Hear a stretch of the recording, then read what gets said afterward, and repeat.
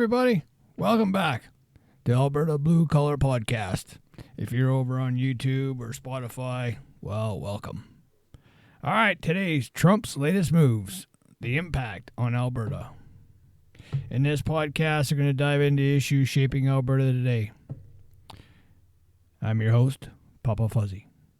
And in this episode, we're exploring the recent actions of the U.S. President Donald Trump, their ripple effect across our province.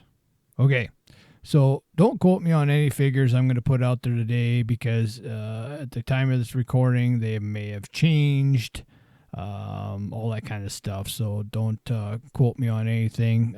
We're just pulling some figures that I found and so on and so forth. And, I already knew some of the figures. I just went and investigated a few more to get them clarified.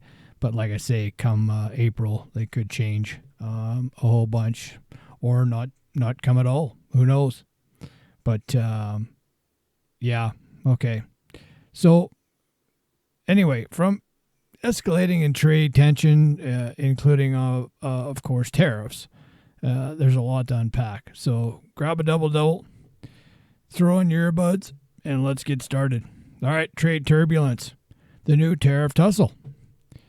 Imagine waking up to find your closest neighbor raise a toll bridge 25% higher. You wouldn't like that, would you? That's essentially what happened with DT. And I'm going to call him DT, short for Donald Trump. Their recent decision to impose tariffs on Canada, steel, aluminum, 25%, 10% for oil and gas as of March 2025. This move has sent shockwaves through the economy, right? Affecting industries from manufacturing and construction. And I believe that fentanyl was a smokescreen for all this bullshit. The domino effect on Canadian industries? Wow. These hefty tariffs are like throwing a stone into the pond. The ripple effects touch every shore. Our automotive sector, heavily reliant on steel and aluminum, faces increase in production costs, potential leading to higher prices for Albertans, whether you're buying an EV or an engine that's got pistons in it. Right? That's going to put strain on the suppliers. I did not know this until I looked it up. Okay, so what's really tariffed? Okay, listen to this. Just Google it. You'll find the I think the even government of Canada has the site where everything is tariffed. But listen to this one. This one's huge.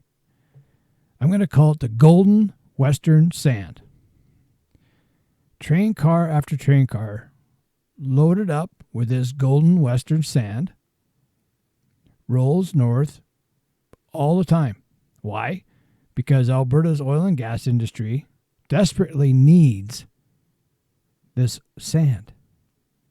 And now it's tangled up in some political mess where it's going to cost the industry a whopping $250 million a year. Why again? Well, Canada's oil and gas sector burns through almost 8 million tons of this stuff every year. And guess what? About 2/3 of it comes right out of Wisconsin. Apparently, it's not just any old sand. This stuff is special.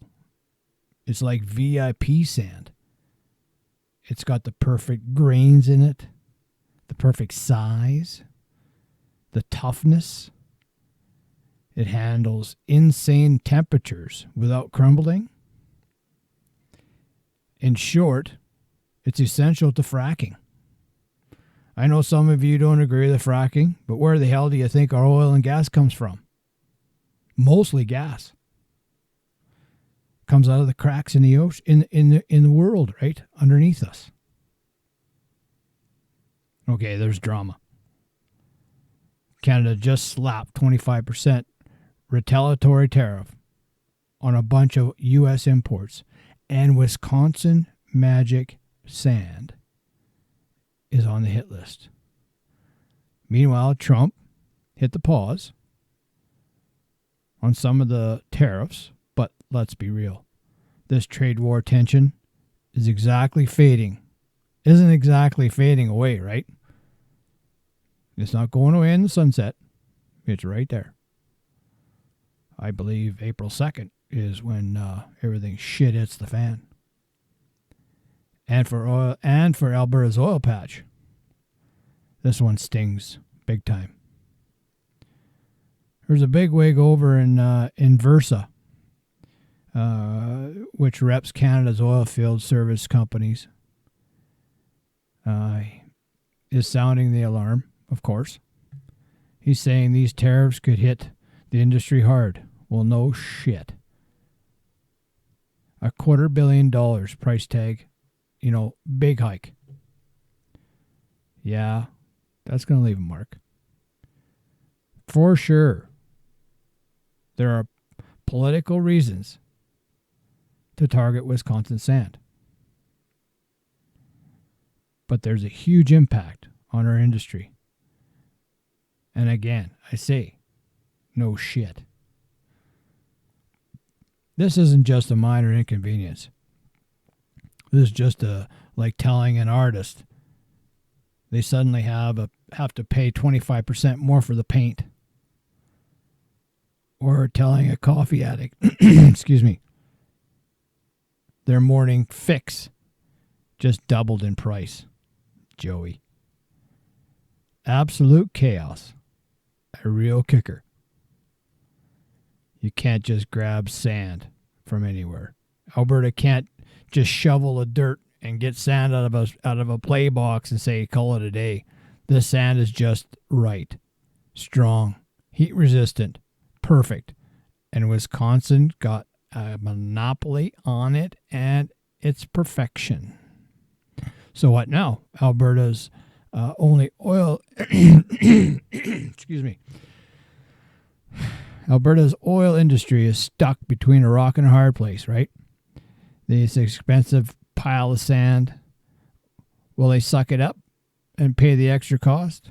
Will Canada and U.S. play nice? Or will someone somewhere dig up a magical new source of sand? Stay tuned for that one, because it's a gritty situation. It's far from over. Boots on the ground. Trican. They're a well service company, a major player in the oil service game. Has these boots on the ground all across Canada, Western Canada, Estevan, Fort St. John, Red Deer, Grand Prairie, making them big deal in the industry sector, right? But right now, they're on edge.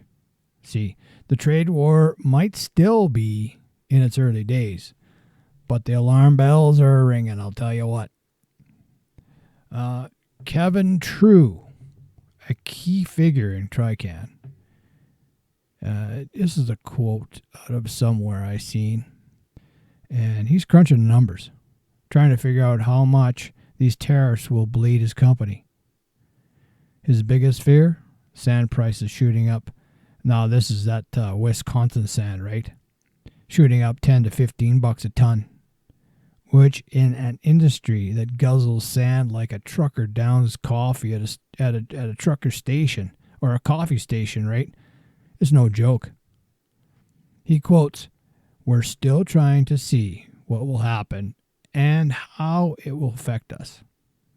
And yeah, sure, Canada has some domestic sand suppliers, but guess what? They're already tapped out. There's only so much to go around. And these tariffs are about... this stuff is scarce, man. And it's getting scarcer. So for Alberta, this is not good news, man. I'll tell you what. Sand isn't the only problem. This $30 billion tariff retaliation package from Ottawa is hitting hard in other areas. Take personal protective equipment. aka PPE, the stuff Alberta oil crews rely on to not get dead on the job.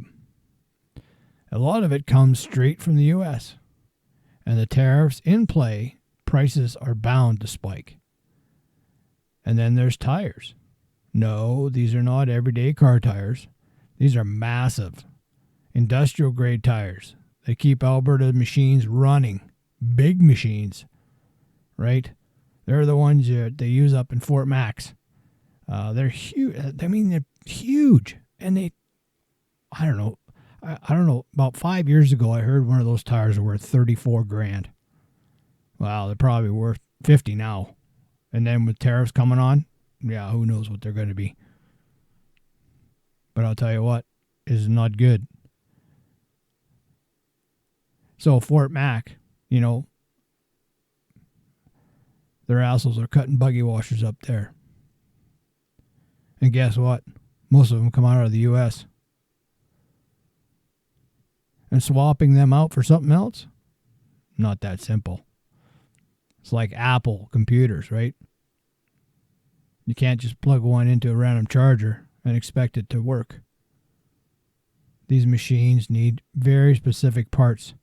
And if those parts suddenly cost a fortune, well, the whole operation gets a hit. Bottom line, the economic trade war is more than just politics.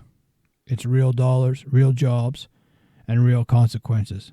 And right now, Alberta's oil and gas industry is bracing for one hell of a bumpy ride. That being said, how about all the other industries? Us lawn and snow contractors. Parts after COVID already doubled. Right? And now you stick another 25% on top of that. Well, guess what? We got to pass that on to our customers. Well, that's not really fair, is it? There's a domino effect for you. Political ripples.